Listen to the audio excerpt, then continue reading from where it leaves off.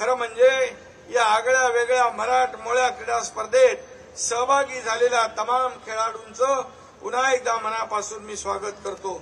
खरं म्हणजे लोढाजींनी मला सांगितलं हे छत्रपती शिवाजी महाराज पारंपरिक क्रीडा महाकुंभ स्पर्धा या ठिकाणी 26 जानेवारी ते 19 फेब्रुवारी या कालावधीमध्ये होणार आहे। स्पर्धा ही जगाचं लक्ष वेधून घेईल अशा प्रकारची यशस्वी स्पर्धा आपण करूया अशा प्रकारच्या आपल्याला मी शुभेच्छा देतो।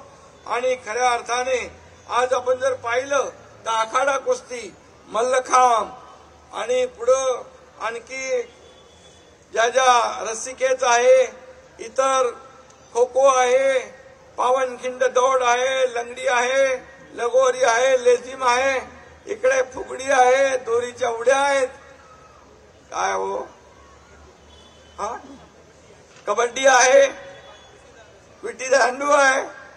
अरे लोढ़ा जी, पहले हम लोग खेलने को मिलता था, अभी की देखते आप। आणि म्हणून हे सगळे मैदानी खेळ छत्रपती शिवाजी महाराजांच्या काळातले पुनर्जीवित या ठिकाणी या खेळांना उजाळा देण्यासाठी या क्रीडा महाकुंभाचं आयोजन राज्यातील प्रत्येक जिल्ह्यामध्ये करण्यात येईल अशा प्रकारची घोषणा मी या ठिकाणी करतो। जिल्ह्यामध्ये या क्रीडा महाकुंभांचं आयोजन केलं जाईल, त्यासाठी सर्व यंत्रणा जी आहे ती उपलब्ध करून दिली जाईल आणि खऱ्या अर्थाने त्याला जे काही खर्चाची लोढाची तरतूद लागेल ती राज्य सरकारच्या वतीने केली जाईल हे देखील मी या ठिकाणी आपल्याला सांगतो। आणि यामध्ये सहभागी झालेल्या विजेत्या खेळाडूंना देखील चांगली बक्षिसं देण्याचा देखील आपण निर्णय घेऊ, त्यांना चांगल्या ट्रॉफी देण्याचा आपण निर्णय घेऊ।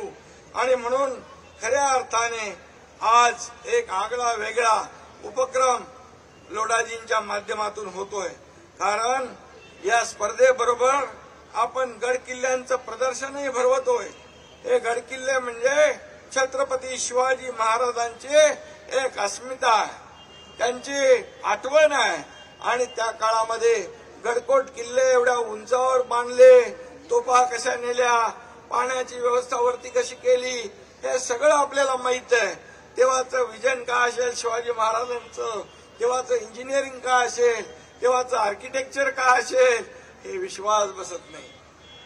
आणि म्हणून छत्रपती शिवाजी महाराजांचं आपण या वर्षी 350वा आपण जो काय महोत्सव साजरा करतोय त्याला खऱ्या अर्थाने एक वेगळी जोड या ठिकाणी आपण लोढाजी आपल्या विभागाच्या माध्यमातून आपण दिलेली आहे। आणि त्यामुळे मी आपल्याला मनापासून खूप शुभेच्छा देतो। आदरणीय पंतप्रधान नरेंद्र मोदी साहेबांनी देखील खेळाला प्रोत्साहन दिले।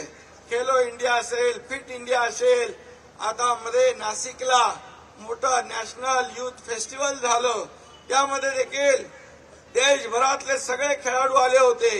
त्या मागचा उद्देश एवढाच, या खेळाला प्राधान्य दिलं पाहिजे, त्याला प्रमोट केलं पाहिजे आणि खेळाडूंना एक प्लॅटफॉर्म उपलब्ध करून दिला पाहिजे।